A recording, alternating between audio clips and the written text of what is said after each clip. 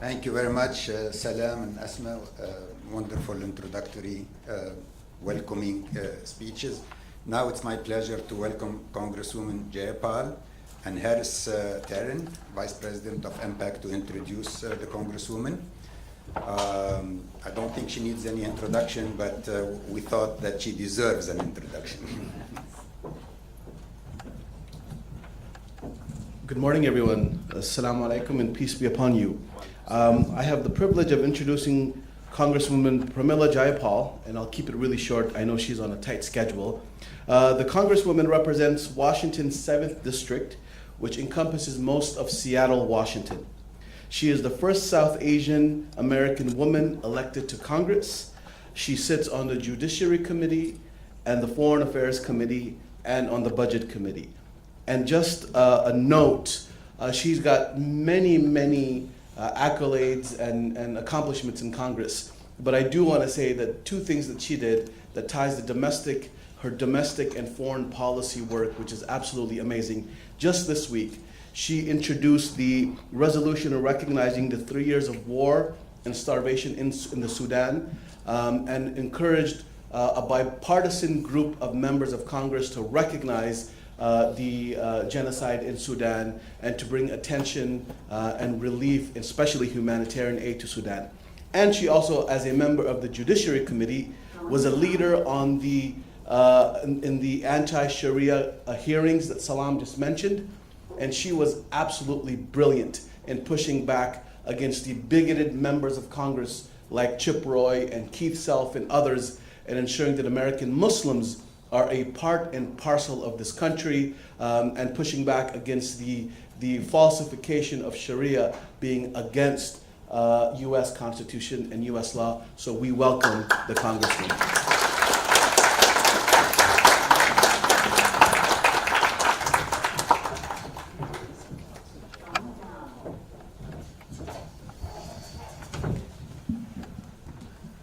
Good morning, assalamu alaikum. Thank you so much for having me today to the Muslim Public Affairs Council and the Center for the Study of Islam and Democracy. This is a very consequential moment for this conference, and I deeply appreciate all of the speakers that I saw on your program that are here.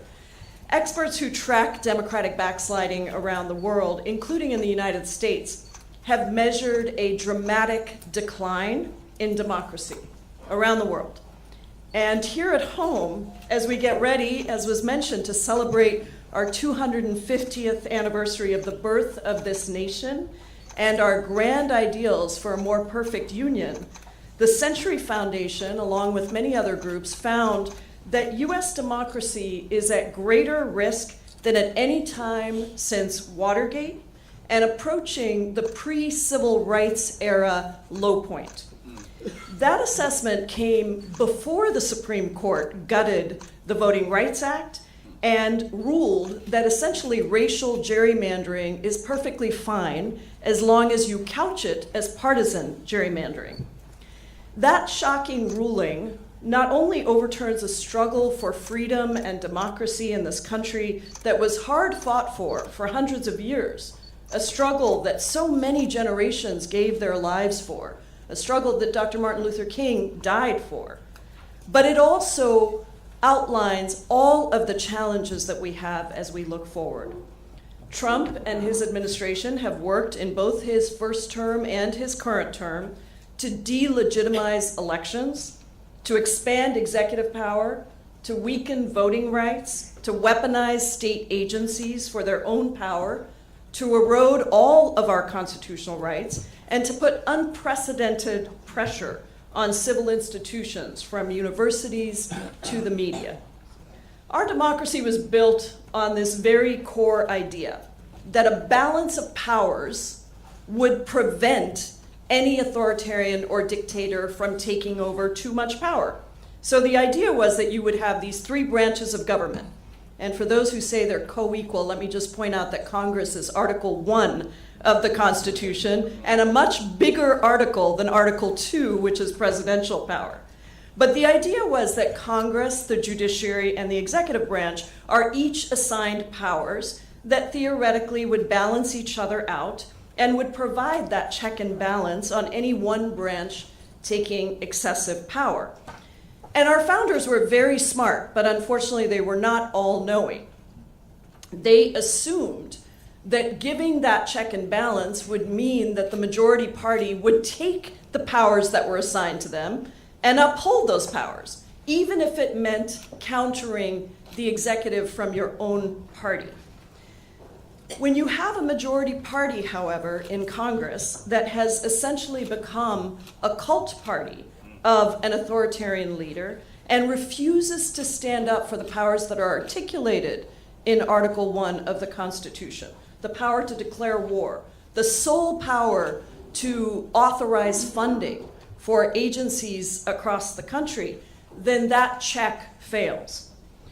When you have a party that refuses to indict and hold accountable a sitting president for trying to steal an election or incite an insurrection, as Donald Trump did in 2020, you create the very condition that we are facing today. Jack Smith, special counsel in the January 6th investigation, when he was testifying before Congress, I asked him, what is the result of refusing to hold a president accountable for inciting an insurrection and trying to steal an election? He said it's catastrophic. It's catastrophic because it allows for that to happen again. If there isn't accountability the first time, it can happen again. So let's look at the second branch of government, or one of the three branches of government, and that is the Supreme Court.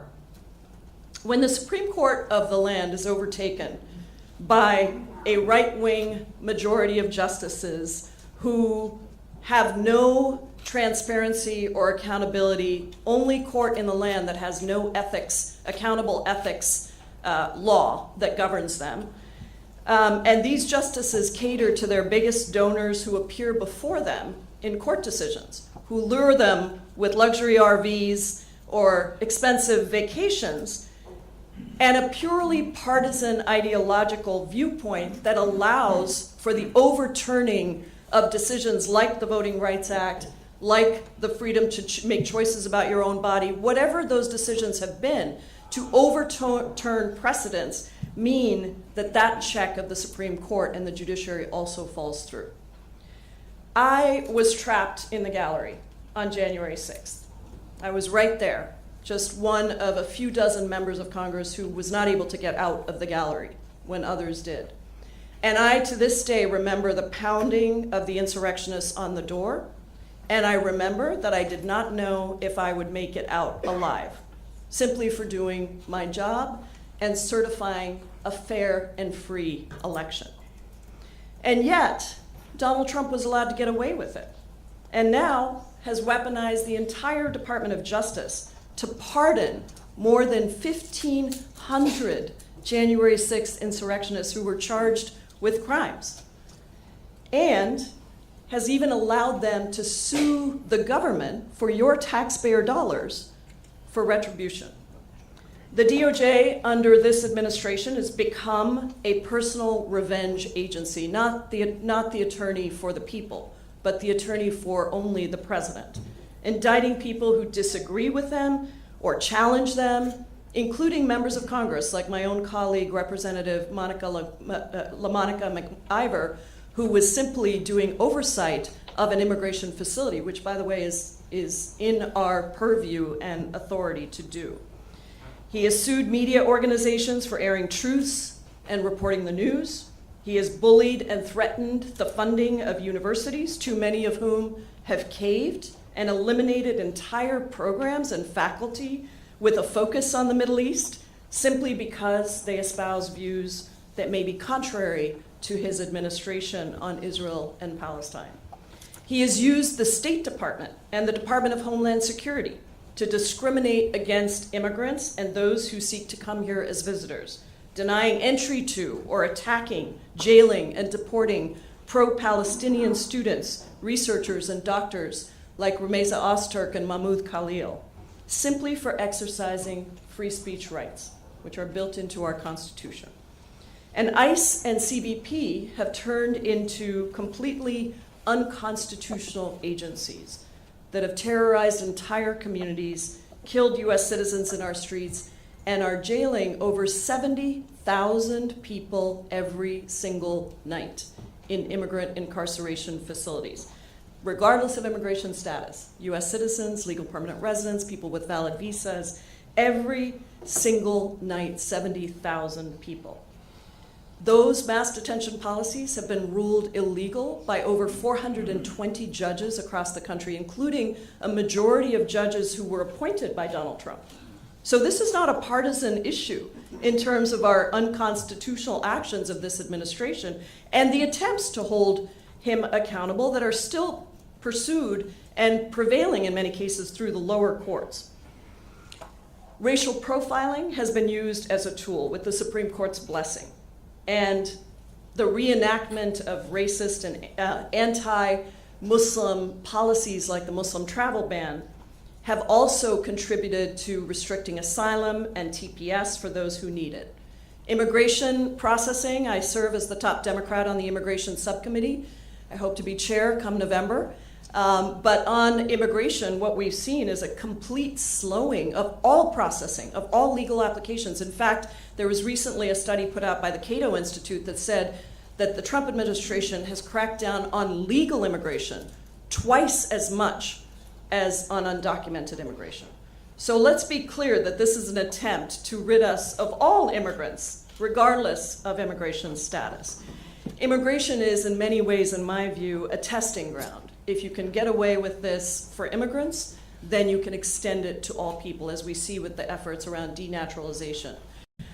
The authoritarian actions are not just here in the United States. From the illegal war in Iran, a war started as Donald Trump invited Benjamin Netanyahu into the Situation Room, an unprecedented event, to the extrajudicial killings of blowing up boats in the Caribbean, the overthrowing of Maduro in Venezuela, the threats to take Cuba with military action, and the continued arming of the Israeli government in committing a genocide against the Palestinian people in Gaza and the West Bank. Trump is acting with complete immunity on all of these things from Congress. I know how deeply the Muslim community has felt the effects of all of this backsliding. In fact, many of you have said that to me this morning.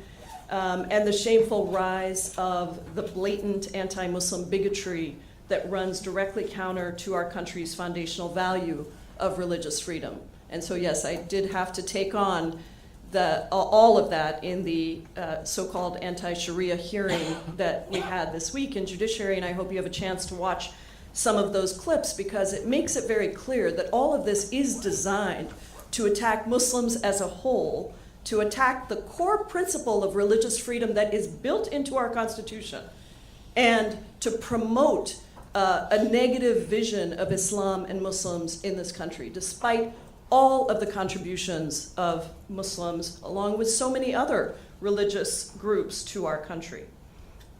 It is also an attempt to distract from the real problems that face Americans today: the rising cost of gas, the rising price of groceries, the fact that 90 million Americans in the United States of America do not have health care in the richest country in the world, the fact that $220 billion of medical debt is a burden for so many Americans across this country. But you see, if you read Project 2025, you saw a very clear racist, fascist, white supremacist agenda throughout Project 2025. So in some ways, I am not shocked that we are seeing what we're seeing. It was notified to us in that document. Last year, Donald Trump sent a letter to 60 universities threatening to cut federal funding over pro-Palestinian organizing by student groups. And between that and his anti-DEI crusade, multiple universities have seen billions of dollars cut, frozen, or suspended, some of which was only restored after they settled with Trump or successfully fought back in court and obtained orders blocking these lawless actions. But this type of civil pressure is a hallmark of democratic backsliding. And the idea that we would rewrite the entire history of the United States to eliminate our history of slavery, of oppression against indigenous people, of all of the things that have happened in this country that have made us better for who we are because we took those things on, is an attempt to undercut the very values of this country. All of these steps being taken here at home are deeply concerning on their face, but they're more so when taken into account with this administration's fondness of dictators abroad like Vladimir Putin and Viktor Orban. Since 2010, when he took power, Orban's government has rewritten their constitution, packed the courts and the media with his loyalists, and weakened judicial independence, changed election rules, and pressured civil society to fall in line. And all of that has meant less freedoms for the Hungarian people as Orban consolidated power. But I bring the example of Hungary into the room specifically because I think it is a hopeful example of what people's movements across the country can do. Certainly what we saw in Arab Spring, what we saw in Sudan for a few brief years, and now what we saw in Hungary, when the people took their futures and their freedom into their own hands and voted Orban out of office, ending a decade of his leadership and grip of power. This change is, to me, a proof point of what we also know from countries around the world that face authoritarian leaders.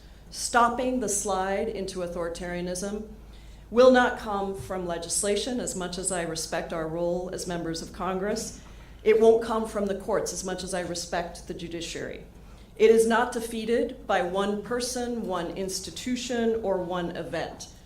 It is ultimately defeated by the strength of people's movements that rise up, that grow in their conviction and their ability to take risks and build our collective refusal to comply with an authoritarian leader. We know that thanks to the organizing happening across the country in small and large communities, to bring attention to the abuses of this administration and to bring people from every political ideology together to fight for those values that made America so great. There are millions of people now who voted for Donald Trump who regret their support for him. His polling sits at an all-time low, including on issues like immigration and the economy that have traditionally been his strong points. And the war in Iran is incredibly popular. Just witnessed this week our War Powers resolution in both the House and the Senate. Yes, failed, but failed by one vote. So we have Republicans who are beginning to understand the seriousness of the moment and to want to exercise those constitutional authorities. 60% of Americans now disapprove of Israel's actions in Gaza, and increasing numbers do not want the United States to continue arming Israel in violation of our own domestic and international humanitarian laws. I cannot say that the path forward is easy, but what I have learned through decades of organizing, going back to 9/11 and the work I did right after 9/11 to address the discrimination and hate and violation and abuses against Muslims, South Asians, and others, both inside and outside of Congress, is that dictators and authoritarians are only propped up by the powers that we give them. Power does not flow from the top down. It only flows from the bottom up. And that is the strength of our time. They are defeated by people's movements that recognize that courage is not acting when we are not afraid. It is acting despite our fears. The willingness to act nonviolently, to take risks nonviolently, is absolutely critical. And that is why I launched a series of trainings called Resistance Lab. You can check it out at resistancelab.us. They're virtual trainings that train people on how effective nonviolent people's movements can address authoritarians and democratic backsliding. We have now trained over 30,000 people in all 50 states across the country. And it has been some of the most hopeful work that I have done in the last year. The thing I will leave you with is hope is a discipline. It has to be practiced every day. And we have to work at it every single day. Because in the end, hopelessness and powerlessness are tools of the oppressor. And our work is to refuse to allow that to win, to learn from these movements around the world, in Sudan, in Brazil, in so many other places, where people's movements have taken on authoritarians and dictators and won. Because I really believe, and maybe this is my history as a longtime organizer, whether I'm outside or inside Congress, that it is that strength of people's movements that keep democracy strong.